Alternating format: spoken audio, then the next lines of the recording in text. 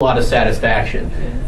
So she starts picketing listings that not the agent has, but that the brokerage has. So she and her husband are out there holding signs about how they've been defrauded. One particular seller, is actually kind of funny, hosed her off the front lawn.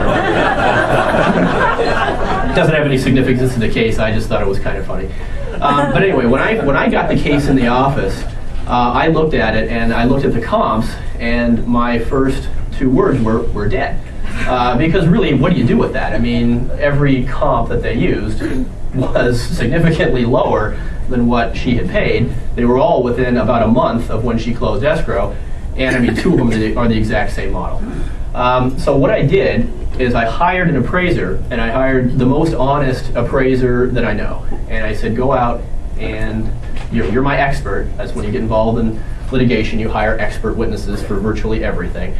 And I said, go out and find out why these properties were less. And he said the same thing to me that I said. He said, I think we're dead. I don't know how we're going to justify this. He goes, one I could see, but all three? And why wasn't there a fourth? But he said, you know what, if you're going to pay me, I'll do my job. So he comes back to me about 2 months later and says, you're never going to believe this, but there's a reason why all three of these things closed for less. And I actually, at trial, brought in the listing agents for all three properties, and each property had some glaring issue with it that caused it to go for less. And I won't bore you with all of them, but the one that she was most upset about, which was the one that was a couple doors away from her, same side of the street, same plan, and had a pool, well, you had to take a look at the pool, because again, this is Aviara, and the backyards in Aviara are about the size of this table. And the pool took up literally the entire backyard, and it was a lap pool. And the listing agent came in and said, yeah, it was a horrible problem, because there's not a whole lot of people that want to buy a 3,800 square foot house that has absolutely no backyard. The seller had, I think it was in the MLS, the seller said, great front yard on cul-de-sac for kids to play in, because there was no place for kids to play in this house. And I mean, there aren't a lot of people that are going to buy a house, 5-bedroom, almost 4,000 square foot house that don't have, some family members that are going to want to go into a backyard.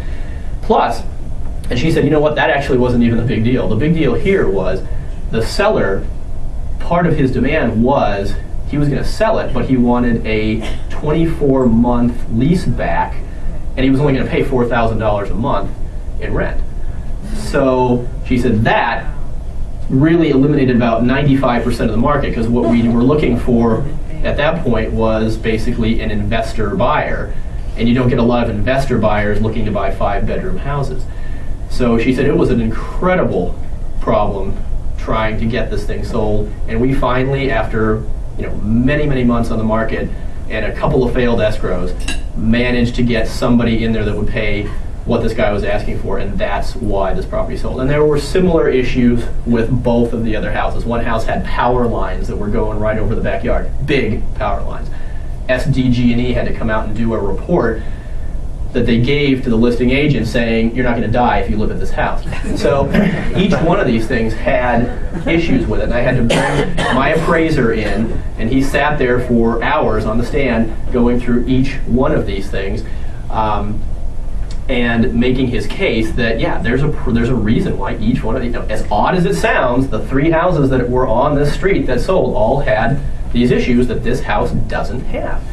And another thing that we did was we did a site inspection, and I went there with my digital camera and I photographed this thing like I was from Architectural Digest. I mean, it was amazing.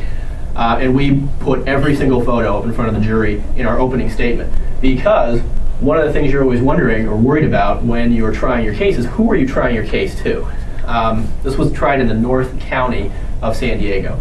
And there are some pretty affluent areas in the North County, but there are also some fairly blue-collar. And the blue-collar people are the ones that usually wind up on juries, usually because they're like the public workers that can get days off to go serve on jury duty. So you have a lot of, teachers and a lot of people that work for the court. Anyway, none of these people are living in $1.3 million houses. So we walked them through this house to let them know, look at this house. Can you believe that these people are griping about living in this house? And it was kind of a character assassination attempt for us to try to get the jury against her right from the get-go, and then it worked. And then we kind of reinforced that with the testimony from the appraiser. Now, when we're litigating one of these cases, one of the things we always do, you have to attack it from two sides. You have to say, first of all, hey, we didn't do anything wrong. Then you also have to say, but regardless of whether we did anything wrong or didn't do anything wrong, they haven't suffered any damage, because those are the two things you have to prove if you're a plaintiff, is you have to prove A, somebody wronged you, and B, that you actually got hurt because of it. You know, if you're sitting at a stoplight and somebody runs the red light in front of you in the other direction, they violated the law, but did they actually harm you? No, because they didn't hit your car and do you any damage. So you can't go in and sue them for $10,000 because of that. Or as Jim might say, anybody can sue anybody anytime, but you can't legitimately sue somebody for something like that. So I will always take, in any given instance, a case where the damages are weak, even if it means the liability is stronger, because it's harder to convince 12 normal working 9-to-5 people to give somebody money if they haven't been hurt. Even if somebody did do something wrong, a jury is more likely to say, hey, everybody makes mistakes. But why am I going to give you money if you didn't suffer any kind of harm? So that's why we really emphasize the appraiser testimony in this. There were other things. We brought a standard of care expert in, and that's something that if any of you are ever involved in a lawsuit in your professional capacity, there are people called standard of care experts. Does anybody know what that is? A standard of care expert is nothing more than another member of your broker community that testifies in this particular area. This is what people do. This is how people conduct their business. And we had somebody come in and say, yeah, it's really not the standard to deliver an appraisal to somebody if the appraisal has come in at the appraised price. It really isn't the standard for that agent to then go and scrutinize the comps, because it's really not the broker's job to do that kind of stuff. Anyway, it was about a 5-day trial. Jury went out on a Thursday. The significance of that is courts in San Diego are always dark on a Friday. They got the case Thursday afternoon at about 3 o'clock. We figured, well, we're not going to hear anything until about Monday morning because there's no court on Friday. We got back to the office, got a phone call from the jury, or from the court. They said the jury's in. You got to come back. So we turned around, we came back out. In under an hour, they had deliberated 12-0 in favor of the broker and the agent. And the significant reason for that was, A, they didn't like her, and B, they said, yeah, she hadn't suffered any damage.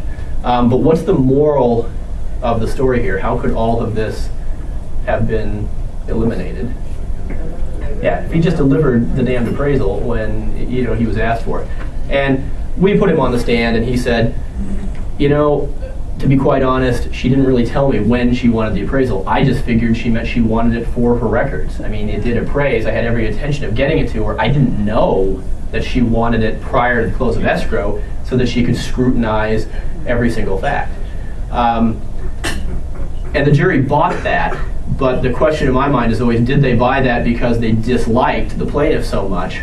And had the tables been turned, had she been a sympathetic witness, had she actually suffered some damage, would the jury have come to a different conclusion and said, yeah, I think you should have gotten it to her when she asked for it. But anyway, the moral of the story is, A, be careful who you represent. If you're representing somebody who's seen 40 houses with a different agent, and then we brought that agent in, by the way, and had him testify as to his experience with her. And in closing argument, we refer to him as the luckiest man in Carlsbad. Because he didn't close the deal with her. But anyway, the moral of that story is, if you've got any kind of information that has anything about the property, always deliver it to the buyer prior to the close of escrow. So anyway, that is our story on our case study of Jane Doe and the buyer's agent. All right, another topic that David deems as being a hot issue, short sales. Okay, the first thing he does is define a short sale. Is there really anybody in the room that doesn't know what a short sale is? I would imagine if there is, no one would admit to it anyway, but y'all know what a short sale is. It's when there's more debt against the property than the property is worth.